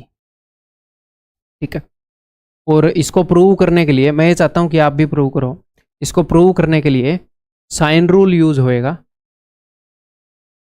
जिसको हम बोलते हैं एक्सटेंडेड साइन रूल। तो मैं पहले ही बता देता हूं, साइन रूल मैंने क्या बताया है कि भैया इस साइड की लंबाई, मतलब जो तीनों साइड की लंबाइयों का रेशियो है वो बराबर होता है उस साइड के सामने वाले एंगल के साइन के, यानी कि A ratio B ratio C is equal to sine A ratio sine B ratio sine C. और इसी चीज को मैं ऐसे भी लिख सकता हूं कि ए बटे में sine A is equal to B बटे में साइन बी, ए बटे में ए के सामने वाले एंगल का साइन, बी बटे में बी है साइड की लंबाई बटे में बी के सामने वाले एंगल का साइन इज इक्वल टू सी बटे में सी है सी के सामने वाले साइड की लंबाई, तो साइड की लंबाई बटे में उसके सामने वाले एंगल का sine is equal to 2r। Extended में क्यों बोल रहा था, एक्सटेंड कर दिया, इज इक्वल टू 2r। ये रूल यूज होगा। सर ये आप कहां से ले आए, इसको भी प्रूव करके दिखा दूं, पहले इसको प्रूव करके दिखा देता हूं, है ना। चलो अगले पेज पर उसको प्रूव कर लेंगे। तो ये अपना सरकम सेंटर है ओ, तो किन्हीं भी 2 पॉइंट को इससे जोड़ दो, आप बस एंजॉय करते रहो, मजे लो, मूवी चल रही है मैथ की मूवी। ठीक है, तो B O is equal to R, C O is equal to R. ठीक है सर, तो हमें एक बात पता है कि सेंटर पर बना हुआ एंगल डबल होता है सरकमफ्रेंस पर बने हुए एंगल से, अगर सेम आर्क ने बनाया है। तो अगर ये वाला एंगल ए है तो ये वाला एंगल 2a होगा। हाँ जी सर, ये वाला एंगल ए है तो ये वाला एंगल 2a होगा। ओके, और ये एक आइसोस्केलस ट्रायंगल भी है, ट्रायंगल ओबीसी। अब बोलोगे जी हाँ सर, यहाँ से अगर मैं एल्टीट्यूड ड्रॉप कर दूँ ऐसे, सपोज ऐसे OD, तो ये वाला एंगल 2a था और ये आइसोस्केलस ट्रायंगल है। हाँ जी सर, आइसोस्केलस ट्रायंगल है, तो यहाँ से मैंने एल्टीट्यूड ड्रॉप करी है, वो मीडियन भी होएगी। ओके सर, एंगल बाइसेक्टर भी होएगी। तो ये वाला एंगल 2a था, तो 2 बराबर हिस्सों में बांट देगी, ये हो जाएगा a, ये हो जाएगा a। ओके, और हम प्रूव क्या कर रहे हैं, एक्सटेंडेड साइन रूल। तो इस ट्रायंगल के अंदर मैं साइन की वैल्यू निकाल रहा हूं, किसी भी एक ट्रायंगल को पकड़ लो, sine a is equal to इस वाले एंगल का साइन निकाल रहा हूं, और पूरी साइड की लंबाई a है, तो बिकॉज ये मीडियन है, मिड पॉइंट है ये, तो इसकी लंबाई हो जाएगी a/2। तो इस एंगल का साइन, साइन होता है परपेंडिकुलर अपॉन हाइपोटेन्यूज, जो कि हो जाएगा इस एंगल के सामने वाली साइड होगी परपेंडिकुलर a/2 बटे में हाइपोटेन्यूज, 90 के सामने वाला हाइपोटेन्यूज होता है r। तो sine a is equal to a/2r। तो मैं बोल सकता हूं, अगर इसमें 2r को इधर ऊपर ले आऊं, 2r is equal to a/sin a। अगर a/sin a की वैल्यू 2r हो गई तो a/sin a तो इन सब के बराबर है, तो यानी कि ये सब 2r के बराबर है। ठीक है, sine rule extended, sine rule use हो रहा है तो इसकी भी पॉसिबिलिटी है, यूज हो सकता है बट बहुत रेयर। अगर मैं आपको ये भी बोल रहा हूँ ना कि इस क्वेश्चन की पॉसिबिलिटी है, थोड़ी मोटी भी पॉसिबिलिटी तो मैं बता देता हूँ, बहुत ही रिलेवेंट तो मैं बताऊंगा ही नहीं। ठीक है, तो उस थ्योरम को एक बार प्रूव कर ले। ठीक है जी, प्रूव कर लेते हैं, इसी चीज को मैं यूज करूंगा। अब देखो,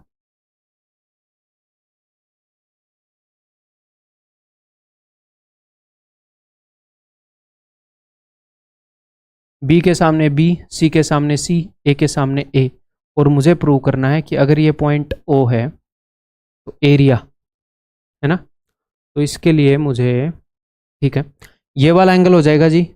और एक छोटी सी बात और बताता हूँ, किसी भी ट्रायंगल के अंदर अगर मुझे दो साइड की लंबाई पता है, मान लो इस साइड की लंबाई ए है, इस साइड की लंबाई सी है, और ये वाला एंगल है थीटा, तो ट्रायंगल का एरिया होता है हाफ ए बी, मान लो इस साइड की लंबाई है B, half A B sine theta. ये भी यूज होएगा, बहुत कुछ यूज हो रहा है, जब मैं देख रहा हूं तो याद आ रहा है। ठीक है जी, तो area of triangle A B C is equal to half into, मैंने इस एंगल को कंसिडर कर लिया, ए इंटू सी साइन, इनके बीच में एंगल है बी, तो मैं साइन बी की वैल्यू निकाल कर लेकर आऊंगा कहां से, साइन रूल से, साइन रूल जो एक्सटेंडेड साइन रूल है उससे।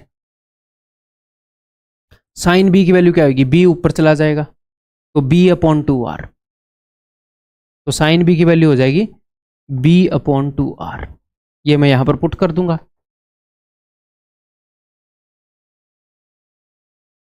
ये हो जाएगा A B C upon four R. That's it, खत्म हो गया प्रूफ। ठीक है, तो आज तक एक्सटेंडेड साइन रूल पर एक भी क्वेश्चन नहीं पूछा गया है, बट रिलेवेंट बोला जा सकता है, तो इसलिए इसका थोड़ा सा यूज दिखा दिया मैंने आपको, इसके पीछे ये अपना मोटिव था। ठीक है भाई, तो अब आपने क्या करना है, अब आपने सिर्फ ये करना है, इन दोनों चीज़ों को रट लो, आप नज़र मार लो एक बार, इस पेज के ऊपर नज़र मार लो और इस पेज के ऊपर नज़र मार लो, सिर्फ ये दो पेज के ऊपर जो इन्फॉर्मेशन है, इनको ध्यान में रखो। अब हम बढ़ते हैं आगे।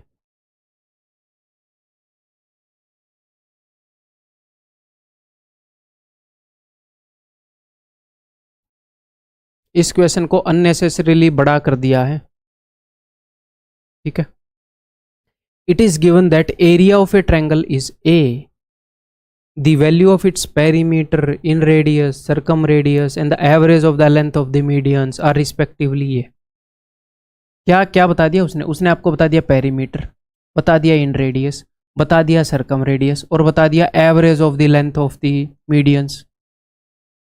लेकिन ट्रायंगल का एरिया, और हमें किन किन चीज के बीच में फॉर्मूले पता है, हमें सिर्फ ये बात पता है कि ट्रायंगल का area is equal to R उसका इन रेडियस इंटू उसका सेमी पेरीमीटर, ट्रायंगल का एरिया इज इक्वल टू उसका प्रोडक्ट ऑफ साइड्स बटे में 4r। तो या तो एरिया और सरकम रेडियस के बीच में रिलेशन होगा, तो उसके लिए हमें प्रोडक्ट ऑफ साइड्स चाहिए, या फिर एरिया और इन रेडियस के बीच में रिलेशन होगा, उसके लिए हमें सम ऑफ साइड्स चाहिए। ये सेमी पेरीमीटर है तो पेरीमीटर भी होगा तो काम चल जाएगा, पेरीमीटर होता है ना सम ऑफ साइड्स। तो देखो ये तीन चीजें गिवन है, ट्रायंगल का एरिया उसने दे दिया ए, इन रेडियस दे रखा भाई ने इसके बारे में बता रखा है पी, तो ये वाला फॉर्मूला यूज होएगा। ठीक है, तो area is equal to perimeter बताया है पी, इन रेडियस क्या बताया उसने, पेरीमीटर पहले बताया, इन रेडियस बाद में बताया, ये है इन रेडियस, इन रेडियस इंटू सेमी पेरीमीटर यानी कि पेरीमीटर बटे में 2, वो हमसे पूछ रहा है ए रेशियो पी, तो पी को इधर नीचे ले आओ, यानी कि ए बटे P is equal to R by 2। तो ये एग्जामिनर है ना अननेसेसरी, आपको इस क्वेश्चन को देखकर एग्जाम में लगता कि ऐसा कौन सा फॉर्मूला भैया जो हमसे मिस हो गया है, क्या ही दे रहा है ये बंदा, वो अननेसेसरी कॉम्प्लिकेट कर दिया इसको बस। मतलब भाई ने average of the length of the medians ये भी दे रखा है, जिसका कोई तुक नहीं बनता। ठीक है, लेकिन ऐसा कम इक्वेशन में होता है, डरना नहीं है। आगे बढ़ जाऊं मैं, ये बताओ,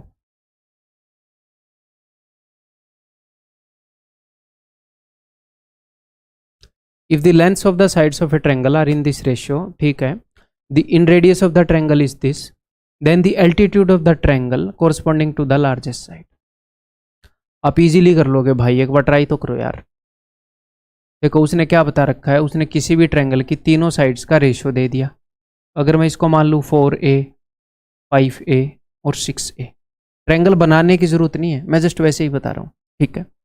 और इन रेडियस बोल दिया, तो यानी कि कौन सा, देखो बच्चे जनरली कंफ्यूज होते हैं ये वाला यूज होगा या ये वाला, तो मैं उस कंफ्यूजन को कैसे दूर करना है वो भी धीरे धीरे सिखाता चलूंगा। इन रेडियस बोल दिया यानी कि इन रेडियस वाला यूज होने के पूरे पूरे चांसेस हैं, ठीक है। तो अब मुझे पता है कि area is equal to are into S, मैं यहां पर इंफॉर्मेशन फिल करने की कोशिश करूंगा, ठीक है। तो ट्रायंगल का उसने एरिया बताया नहीं, ओके जी, लेकिन उसने क्या बताया है या क्या पूछा है, altitude of the triangle corresponding to the largest side. Largest side के ऊपर जो एल्टीट्यूड है उसकी लंबाई बताओ। तो लार्जेस्ट साइड ये है, इसके ऊपर जो एल्टीट्यूड है उसकी लंबाई बताओ। इसकी लंबाई मैंने मान लिया जी h, यानी कि h की वैल्यू बताओ। एरिया नहीं बताया लेकिन एल्टीट्यूड पूछ ली। एरिया क्या होता है, half into base into height, half into base क्या है 6a, और इसके कॉरस्पॉन्डिंग एल्टीट्यूड पूछिए यानी कि h is equal to, inradius क्या है 3, सेमी पेरीमीटर क्या है, sum of the sides divided by 2, 6 और 4 10 और 5 15, 15/2a,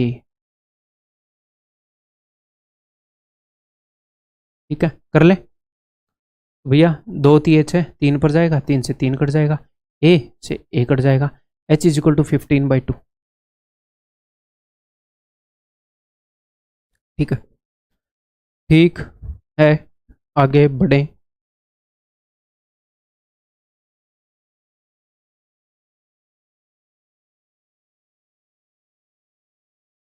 if the in radius and circum radius of a right angle triangle are 3 and 10, ठीक है, इन रेडियस भी बता दिया, सर्कम रेडियस भी बता दिया respectively, then find the area of the triangle, तो ट्रायंगल का एरिया बताओ, ठीक है।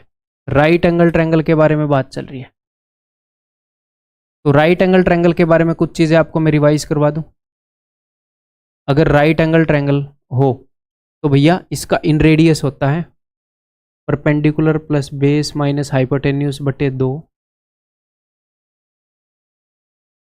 इसका सर्कम रेडियस, बाहर वाले सर्कल का रेडियस होता है हाइपोटेन्यूज का हाफ, इसके बाहर सर्कल बनाओगे तो क्या होएगा, ये डायमीटर बनेगा, तो हाइपोटेन्यूज डायमीटर है तो रेडियस हो जाएगा हाइपोटेन्यूज बाई 2, और इसकी अगर मीडियन बनाओगे यहाँ से, मीडियन इसके मिड पॉइंट पर जाएगी और ये तीनों बराबर होती हैं, तो इसकी लार्जेस्ट या फिर smallest medium, sorry largest side पर स्मॉलेस्ट मीडियम बनती है, पहले बता चुका हूँ, स्मॉलेस्ट मीडियम की लंबाई भी है h/2।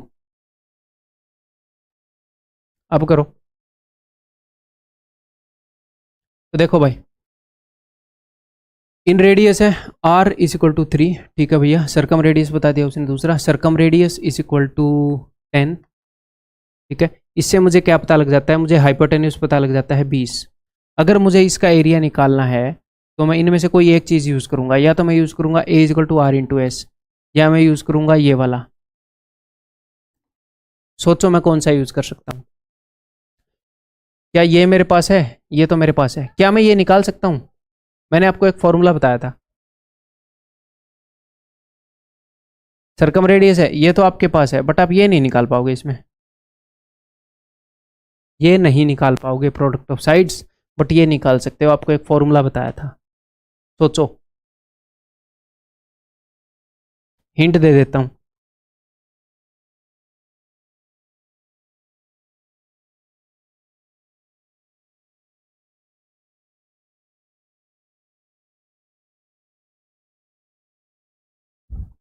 Hypotenuse is equal to x plus y और semi perimeter is equal to x plus y plus are.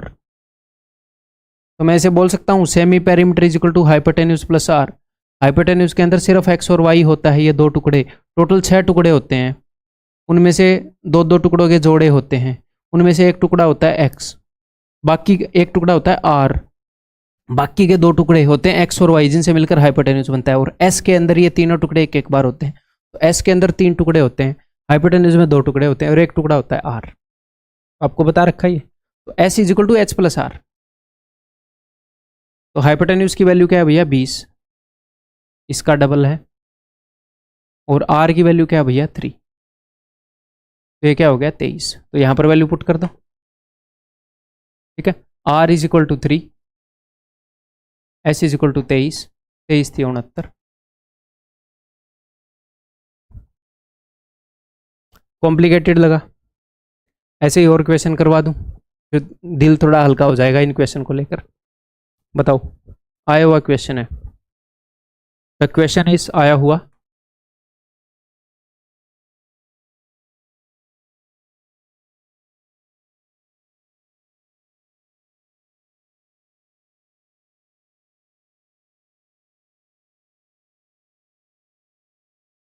ठीक है जी। इन radius and circumradius of right angle triangle, inradius है भैया 3, सरकम रेडियस है भैया 12.5, तो हाइपोटेन्यूज हो जाएगा सरकम रेडियस का डबल, इसका डबल यानी कि 25। और मैंने आपको क्या बताया, semi perimeter is equal to H plus are. तो हाइपोटेन्यूज है 25, सेमी पेरीमीटर है 3, तो 25 और 3 28। और भाई ने हमसे पूछा area of the triangle, area is equal to are into S, that is equal to R is equal to 3, S is equal to 28, 28 3 84।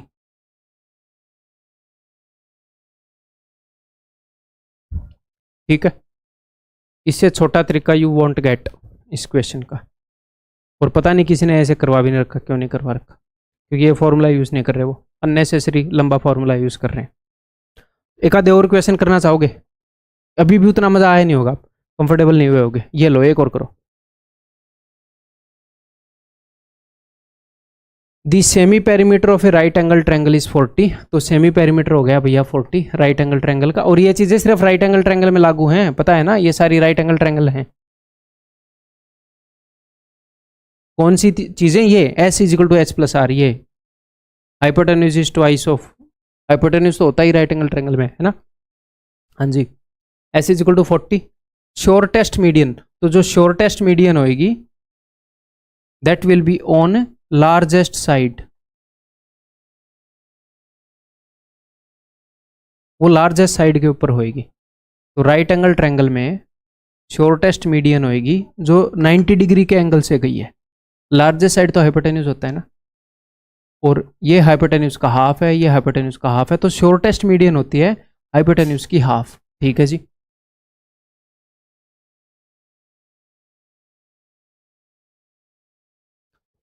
ठीक है जी।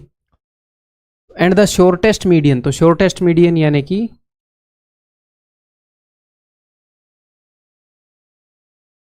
Is equal to H by 2 is equal to 17, तो it implies that H is equal to 34। और जो shortest median है वही बराबर होती है सरकम रेडियस की, अगर ज़रूरत पड़े तो। ठीक है सर, तो मेरे पास एच है, एस है, एच है, तो मैं आर निकाल लूंगा।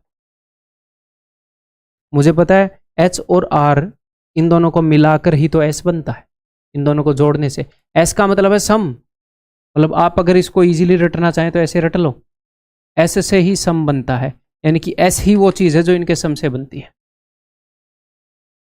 ठीक, ऐसे भी आप रट सकते हो। ठीक है जी। तो एस यानी कि 40 माइनस 34 यानी कि 6। और भाई ने क्या पूछा है? भाई ने पूछा है what is the area of the triangle which has the largest median as its longest side. उस ट्रायंगल का एरिया क्या होएगा जिसकी लॉन्गेस्ट साइड लार्जेस्ट मीडियन है। तो देखो मेरे भाई, ये वाली ट्रायंगल है, मैं मान लेता हूं कि ये वाली साइड लार्जेस्ट है, और ये वाली साइड, सॉरी, सबसे लार्जेस्ट साइड ये वाली ही होगी, हाइपोटेन्यूज ही होगी। हमें देखनी है लार्जेस्ट मीडियन, तो लार्जेस्ट मीडियन बनेगी सबसे छोटी साइड के खिलाफ। तो मैं मान लेता हूं ये सबसे छोटी साइड है। सर अगर ये सबसे छोटी हुई तो एक बार सुनो, तो मान लो ये सबसे छोटी साइड है, तो इसके ऊपर जो मीडियन बनेगी वो लार्जेस्ट बनेगी। हाँ जी सर। तो उस ट्रायंगल का एरिया बताओ जिसमें ये लार्जेस्ट मीडियन है, ये हाइपोटेन्यूज बनी है, यानी कि इस ट्रायंगल का एरिया। तो भैया मीडियन तो हमेशा एरिया को बाइसेक्ट करती है। हाँ जी सर। तो चाहे लार्जेस्ट वाली मीडियन हाइपोटेन्यूज हो या स्मॉलेस्ट वाली मीडियन हाइपोटेन्यूज हो, आधा ही एरिया हिस्से में आएगा, आधा ही एरिया हिस्से में आएगा। ये एरिया हाफ होएगा, ये एरिया हाफ होएगा, ठीक है, तो पूरी ट्रायंगल का एरिया निकाल के हाफ करना है। ठीक है, तो पूरी ट्रायंगल का एरिया क्या होगा, पूरी ट्रायंगल का एरिया होगा आर इंटू एस। तो दैट इज आर कितना है 6, एस कितना है 40। ठीक है, इज इक्वल टू 240। बस इसका हाफ करना है 120, क्योंकि लार्जेस्ट मीडियन, क्योंकि मीडियन जो बाइसेक्ट करती है एरिया को, तो largest median as a hypotenuse मान लो, smallest median as a hypotenuse मान लो, कोई भी मान लो कि भैया ऐसी ट्रायंगल बताओ कि स्मॉलेस्ट मीडियन है यहाँ पर और इस ट्रायंगल का एरिया आधा ही होएगा। वैसे स्मॉलेस्ट मीडियन तो हाइपोटेन्यूज बनेगी भी नहीं, स्मॉलेस्ट मीडियन 90 डिग्री के एंगल से ही निकलेगी, तो 90 डिग्री के अपोजिट आ ही नहीं सकती। या तो स्मॉलेस्ट मीडियन के अलावा वाली दोनों मीडियन बन सकती हैं हाइपोटेन्यूज। ठीक है, अभी भी 2 क्वेश्चन और दूंगा HW के लिए ताकि ये फॉर्मूला आपके दिमाग में बस जाए। ये बताओ भैया, उत्तर इसका मार्क कर रहा हूं।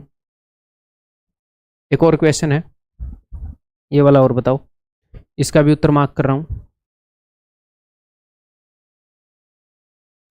अब आगे बढ़ रहा हूं मैं, बताओ, if the length of the sides of a triangle with area this and perimeter, तो उसने पेरीमीटर बता दिया, यानी कि सम ऑफ साइड हो गया अपने पास, एरिया उसने बता दिया भैया, और उसने रेशियो बता दिया साइड्स का। तो साइड्स का अगर उसने रेशियो बता दिया, लेकिन उसने सरकम रेडियस पूछ लिया, तो यहां से मुझे पता चल गया कि मुझे कौन सा फॉर्मूला यूज करना है, देखूंगा यार। तो उसने पेरीमीटर बता दिया और ये रेशियो है साइड्स का, तो इसका यहां से सम क्या है, यहां से सम है रेशियो है ना, और इन्हीं तीनों साइड का सम ये है, तो रेशियो में सम क्या है, 2 और 1 3 और 1 4, 7 और 1 8, 48। तो 48 से डबल है ये, रेशियो में जो वैल्यूज है उनसे डबल है रियल वैल्यूज, तो साइड की रियल वैल्यूज क्या हो जाएंगी, साइड की रियल वैल्यूज हो जाएंगी ये 20, 34 और 42।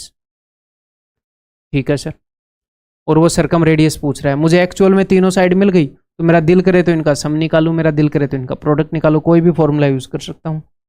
उसने पूछा क्या है, उसने सरकम रेडियस पूछा है, तो इसका फॉर्मूला यूज करता हूं भाई मैं, area is equal to ABC upon 4R।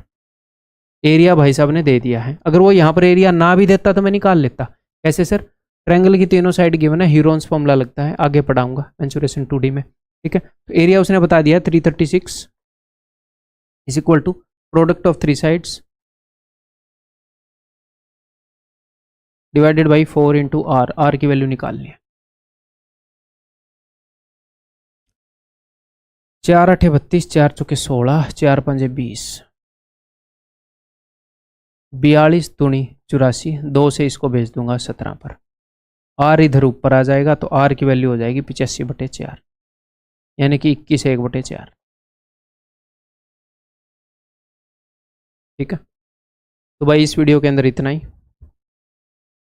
ठीक है, एनफ हो गया एक वीडियो के लिए इतना कंटेंट, बाकी इसी चीज़ को आगे कंटिन्यू करेंगे हम, इसी कंसेप्ट के ऊपर कुछ क्वेश्चन करेंगे, फिर अगला कंसेप्ट स्टार्ट करेंगे हम अपना। ठीक है, ये जब कंसेप्ट हो जाएगा कुछ मिसलेनियस क्वेश्चन करेंगे, उसके बाद अपना ट्रायंगल जो है वो खत्म हो जाएगा। ठीक है, हाँ, सबसे बड़ा टॉपिक खत्म हो जाएगा अपने पूरे मैथ का, फिर जल्दी ही अपना प्लेन ज्योमेट्री खत्म हो जाएगा 10 वीडियो के अंदर उसके बाद अंदाज। ठीक है, दैट्स ऑल, अगली वीडियो के अंदर मिलता हूँ भाई, बाय बाय।